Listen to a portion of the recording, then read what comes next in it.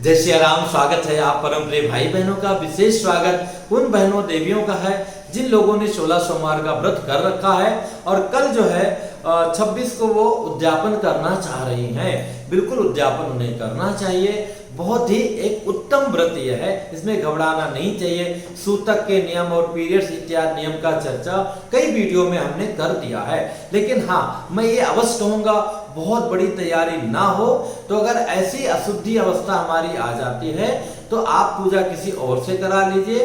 व्रत के नियम का, जैसे आप एक समय जल पीती थी, 2 समय पीती थी या एक समय फ्रूट लेती थी, उन सारे नियमों का पालन कीजिए। पूजा किसी और से करा लीजिए और अगले जो है सोमवार को आप उद्यापन कर दीजिएगा निश्चिंत होकर के। अगर मान लिया ऐसा नहीं हो पा रहा है, कोई पूजा करने वाला और उपलब्ध नहीं है, तो उसमें जो है केवल व्रत के नियम का आप पालन कीजिए और अगला सोमवार एक एक्स्ट्रा और रह करके फिर उसके अगले सोमवार में आप उद्यापन कर लीजिएगा। तो इस प्रकार से ये सब समझने वाली बात है, घबराने वाली बात नहीं है। भगवान हमारे जो है भक्ति के भूखे हैं। और कई बहनों ने ये कहा गुरुजी हम 16 ब्राह्मण को नहीं जिमा सकते, लॉकडाउन है अथवा हॉस्टल में रहती हूँ, ये सारी चीजें हैं। तो बहन जितना सामर्थ्य हो उतना करना चाहिए। हालांकि मैं यहाँ मेंशन करूंगा कि ये जो है एक व्रत है, विशेष व्रत है। हर व्रत का एक नियम होता है। जैसे आप कोई कोर्स करते हैं, कोर्स करने के बाद में एग्जाम देते हैं तब जाकर के पूर्ण होता है।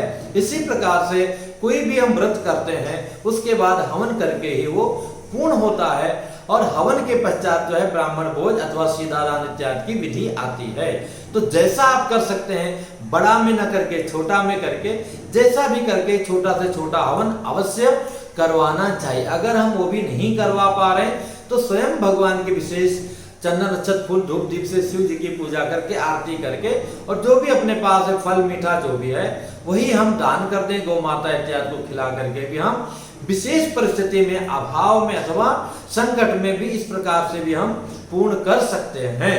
और कई बहनों के मन में ये भी था कि गुरुजी 17वें पे करें कि उसके बाद करें। तो हाँ, मान लिया बीच का कोई अशुद्धि अवस्था है या कोई सूतक लग गया, उसके बाद आप नहीं कर पाए तो वस्तुतः ये 17वें पर होना चाहिए। पर अगर ऐसा बीच में एक आपका छूटा है, गैप हुआ है, जो आपने पूजा नहीं किया है, तो एक सोमवार और आगे बढ़ा दीजिए। इस प्रकार से कर सकते हैं। संध्या बेला इसका उत्तम बेला है, तो बिल्कुल घबराइए मत। कई बहनों का यह भी प्रश्न है गुरुजी हमने जो श्रावण में प्रारंभ किया तो श्रावण का सोमवार जुड़ेगा कि नहीं जुड़ेगा।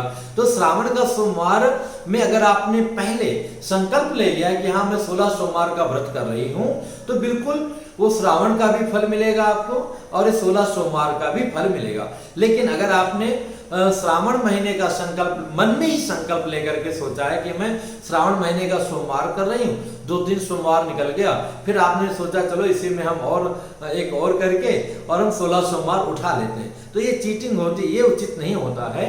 तो उसमें फिर ये काउंट नहीं होता है।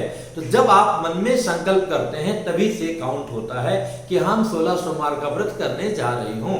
तो इसलिए निश्चिंत होकर के जैसी व्यवस्था है शिव जी की कृपा से उसमें निश्चिंत होकर पूरी भक्ति भाव से कीजिए। निश्चित शिव जी आपका परम कल्याण करेंगे। फिर मिलूंगा एक नई जानकारी के साथ में। जय श्री राम।